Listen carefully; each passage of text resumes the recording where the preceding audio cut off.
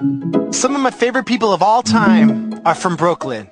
Jay-Z, Spike Lee, my Uncle Joel, Mel Brooks, the Beastie Boys, Lou Reed, ODB. Now, I'm not from Brooklyn, but this is my story.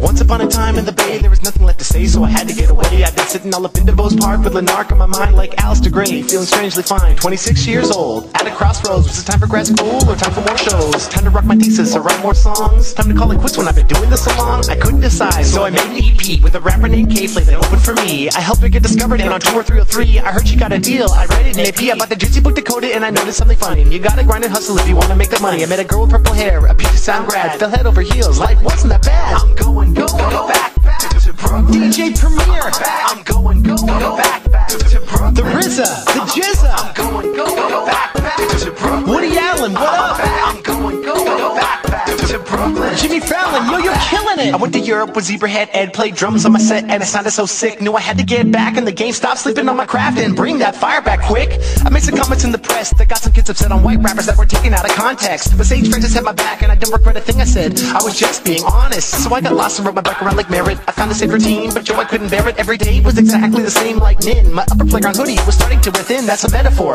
The bay was played out, my inspiration was gone like a cerebral drought. So I got running and moved back east, built a studio in Greenpoint and made a bunch of beats. Now I could be enlightened, or I could be in love, or I could be confused, or I could be in drugs, or this booty in my pocket might just have been a sign that everything was back on track and everything was fine. Now I could be enlightened, or I could be in love, or I could be confused, or I could be in drugs, or this booty in my pocket might just have been a sign that everything was back on track and everything was fine. I'm going go back to Brooklyn. Jerry Seinfeld, you're paid. I'm going go back to Brooklyn. Mike Tyson, come on. I'm going go back to Brooklyn. Eddie Murphy, Charlie Murphy, I see you. Go back to Brooklyn. I'm back. Biggie, respect.